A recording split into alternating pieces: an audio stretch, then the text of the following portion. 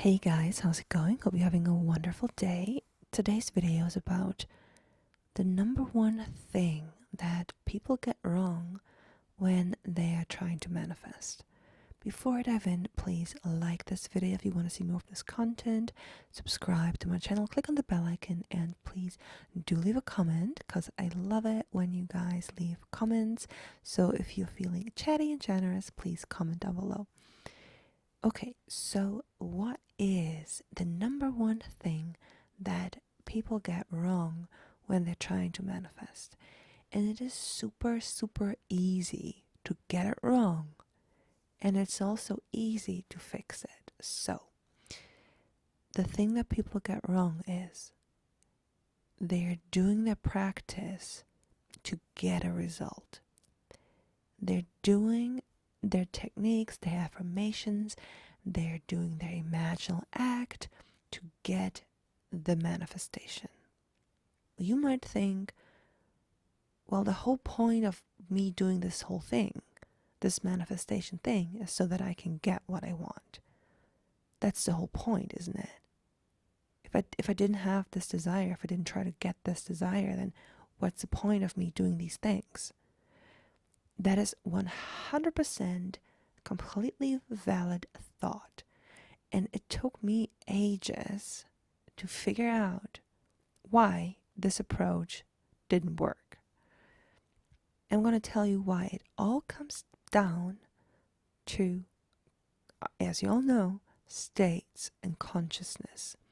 When I'm doing anything in my manifesting practice to get a result, I am positioned in a state of seeking the manifestation, looking for the manifestation, needing that manifestation, searching for that manifestation, trying to get it, trying to take action to get it. Because I do not have it. I am aware of I do not have it. I do not have it. Therefore, I need to do something to get it. And the action I'm choosing is 10 affirmations, or I'm going to do this, loop this imaginal scene. Now, the affirmations or the scene or whatever, it might get me out of that state a little bit, but the underlying assumption that I'm telling my subconscious mind, that moment I sit down to do the affirmations from the state of, I don't have it, I need to get it, when I sit down with that intention, that's what I'm communicating to my subconscious mind. I'm telling it, I don't have my desire. We need to get it. And that blocks me from actually getting my desire. And it will also lead me to a day later, an hour later, a week later, it will lead me to look for the result. Well, I've done all these affirmations. Well, I've done all of this stuff. Where is it? Why isn't it showing up? I've done everything. Where is it? So what happened is I have not shifted. I have not changed my state.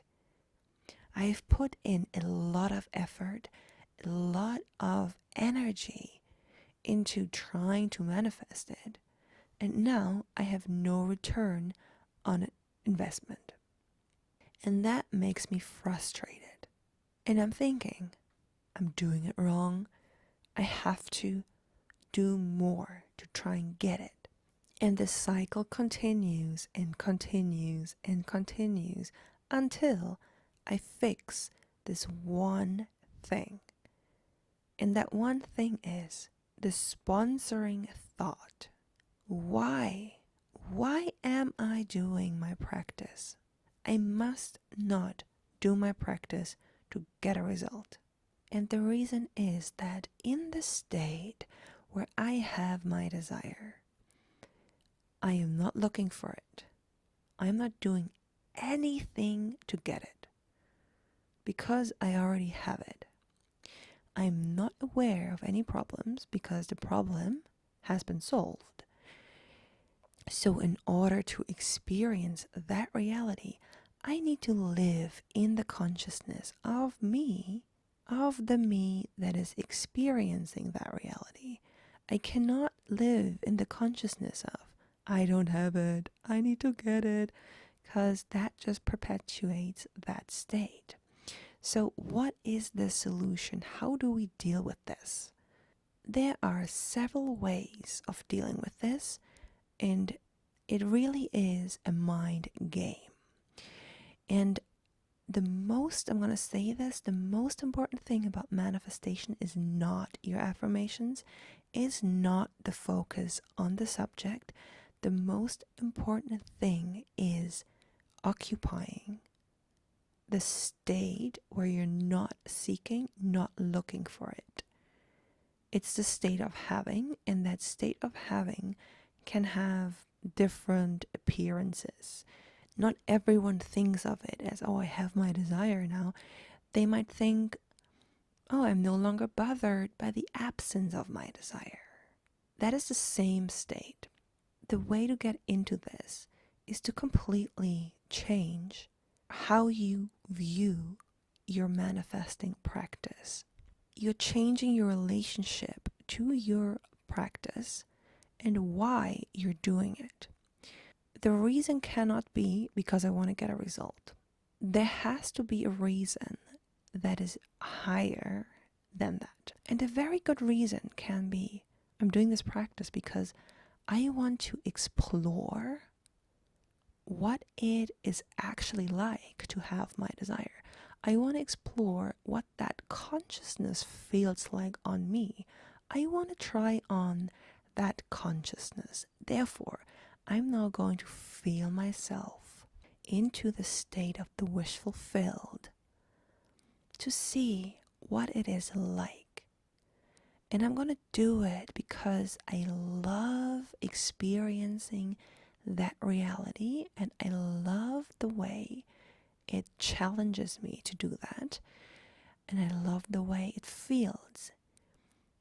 It satisfies me. I do it because it is satisfying and because I prefer it. I prefer feeling my wish fulfilled to feeling like I don't have it. Therefore, I feel myself into it over and over again. Another way of looking at it is, I am doing these affirmations, I'm doing these imaginal acts, I'm doing this whole thing because I want to experience myself as the person I know I am. Or I want to move into this consciousness that I desire because I want to see what it is about that experience that is calling me to it. I want to find out what is so satisfying about it.